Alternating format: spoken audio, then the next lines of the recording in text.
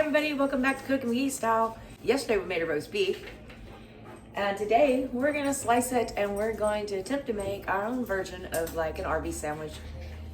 Like a sliced beef sandwich. A sliced roast beef. You know what you want to say? A sliced roast beef sandwich.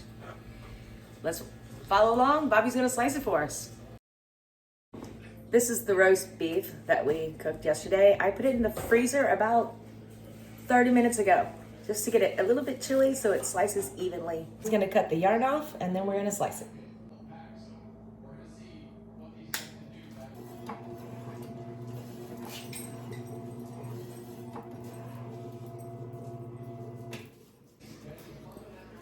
Yeah, that looks pretty good. Yeah, I like it. Yummy.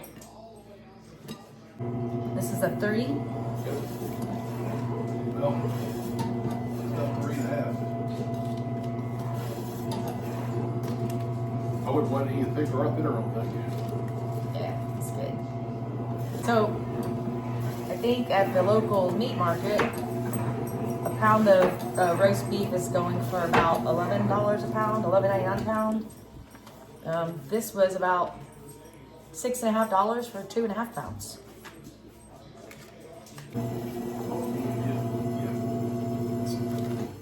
That's a lot more meat though.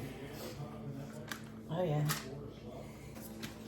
So we sliced up all the roast beef. Delicious. Yumminess.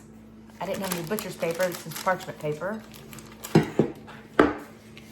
It's gonna go in a Ziploc baggie, labeled in the fridge. It should be good for about a week. If it lasts that long, it won't.